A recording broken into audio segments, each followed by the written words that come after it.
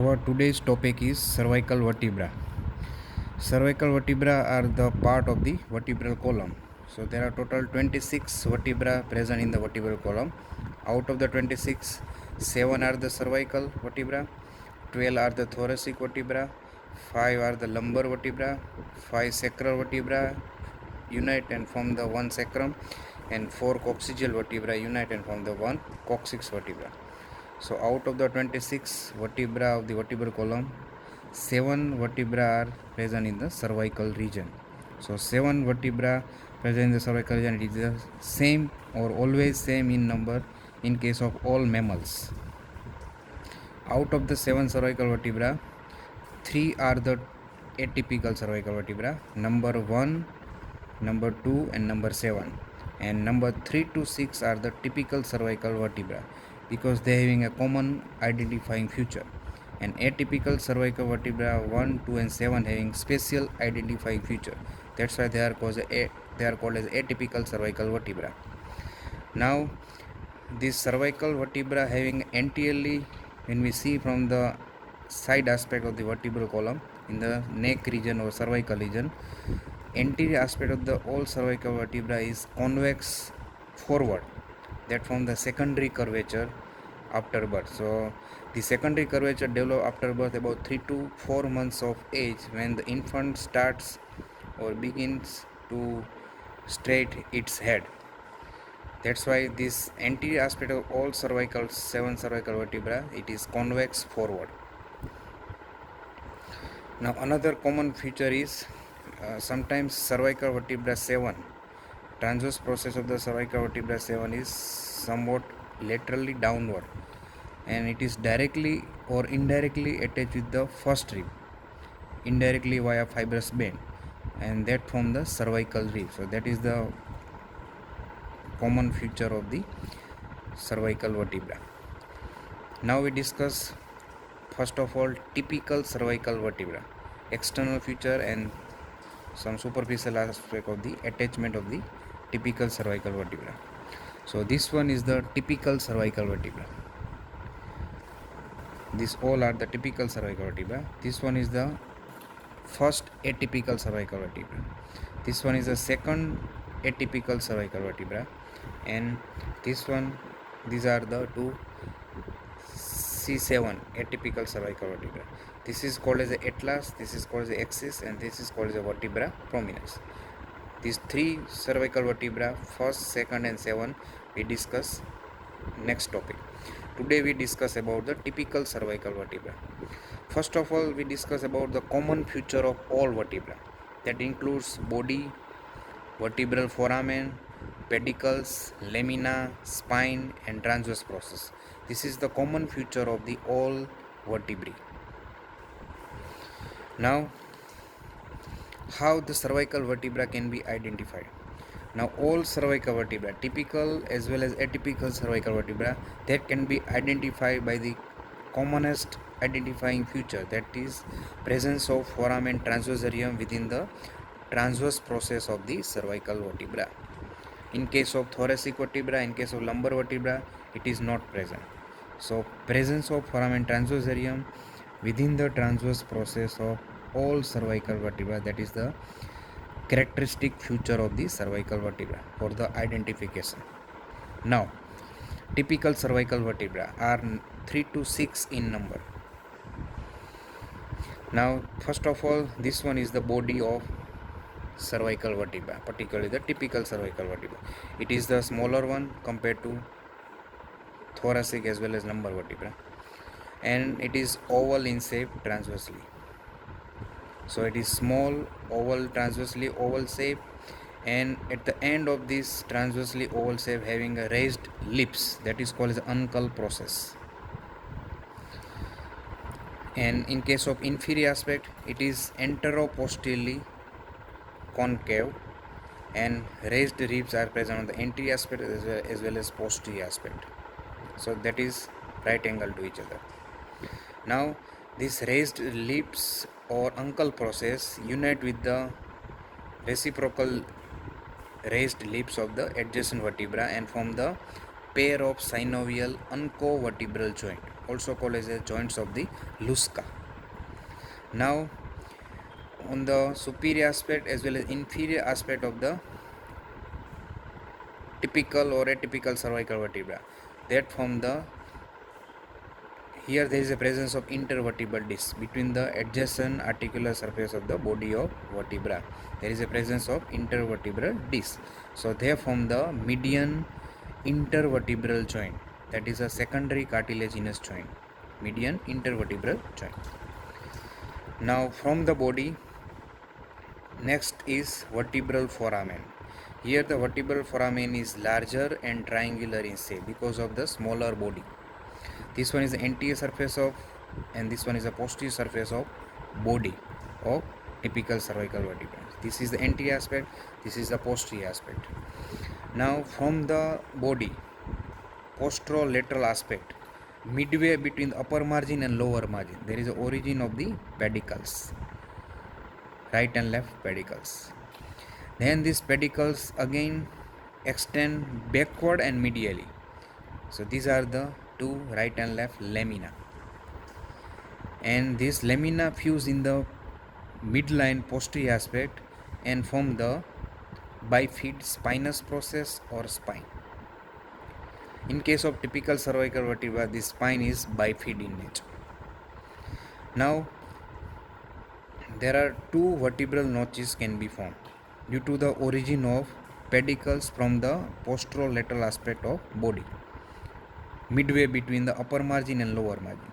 So here there is a superior and inferior vertebral notches can be formed, and both notches, upper and lower, having a superior and inferior having a same or equal depth in case of cervical vertebra. In case of thoracic lumbar vertebra, inferior aspect depth is more compared to superior vertebral notch. Okay, now at the junction of pedicle and lamina, superior aspect as well as inferior aspect, there is a pair of superior articular facet and inferior articular facet. So they form the articular pillar on right side as well as left side at the junction of pedicle and lamina. Upper aspect as well as lower aspect, anterior pillar is formed throughout the length of the cervical vertebra, or we can say throughout the length of the vertebral column. Now direction of this superior articular facet, they are flat in nature. They are directed upward and backward in case of upper or superior articular facet, while direction of inferior articular facet, it is directed forward and downward in case of inferior articular facet. Now so between the superior and inferior articular facet of the adjacent vertebra, they form the right and left intervertebral joint, and that is the because of flat nature of the articular surface, that's why they form the plain variety of intervertebral joint, right and left intervertebral joints. Now spinous process, it is bifid in nature. It is somewhat transversely, occasionally it is somewhat downward in nature, that is formed on the posteromedian aspect by the fusion of the right and left lamina. Now this bifid spine having this median aspect, there is a gap is present throughout the typical cervical vertebra. Now this lamina is thinner in nature, quadrilateral in nature. It has upper margin and lower margin. Now on lateral aspect of this superior articular facet, behind this vertebral notch, there is a concavity is there. There is a concavity on the lateral surface of superior articular facet. Now transverse process, right and left transverse process, which arise from the side of the body of the typical cervical vertebra. Now within the transverse process, there is a parts, that is anterior root, anterior tubercle. This one is the posterior root and posterior tubercle. This one is the anterior root, anterior tubercle, posterior root and posterior tubercle, and in between the anterior tubercle and posterior tubercle there is a costo-transverse bar, and this whole transverse process present in the foramen transversarium. So that is the identifying feature of the cervical vertebra. Now this anterior root, anterior tubercle and costo-transverse bar and also the posterior tubercle, they form the costal element of the vertebra, while and that is attached on the side of the body of vertebra, while posterior root is attached at the junction of pedicle and lamina, and this posterior root is presenting as a true transverse element of the vertebra. These three form the costal element, and posterior root itself form the true transverse element of the vertebra. Now this anterior tubercle is located somewhat higher and medial to the posterior tubercle. In case of cervical vertebra 6, typical cervical vertebra 6, this anterior tubercle is the larger one and more prominent and can be palpable. That is known as the carotid tubercle of Chesegness, because here there is a passage of the common carotid artery on each side and it is bifurcated into the external carotid artery and internal carotid artery. So this common carotid artery can be palpable against C6 vertebra anterior tubercle of transverse process. In case of vertebra C3, C4 and C5, typical cervical vertebra, it is situated somewhat medially and higher. In case of C6 vertebra, it is somewhat anterior tubercle and posterior tubercle are in the same plane, but anterior tubercle is the more prominent compared to posterior tubercle. That's why it is called as a carotid tubercle.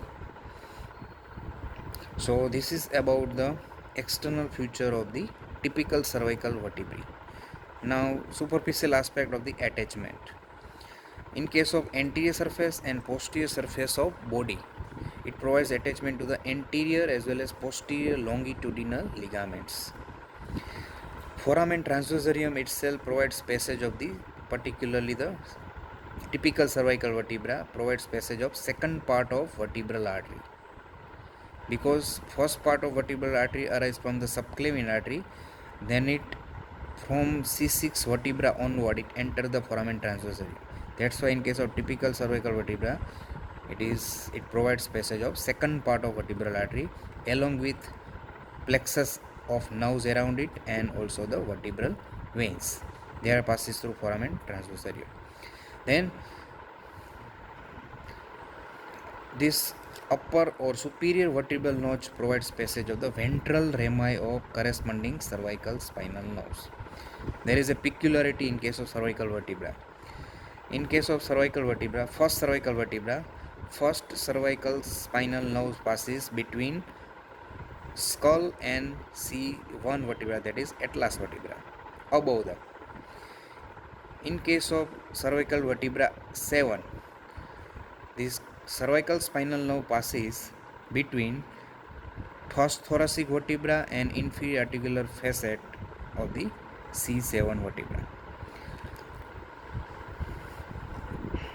Now in case of typical cervical vertebra, there is a concavity present on the lateral surface of superior articular facet, so that provides attachment to the corresponding cervical spinal nerve, that is dorsal rami of corresponding cervical spinal nerve, that wind round here in this way.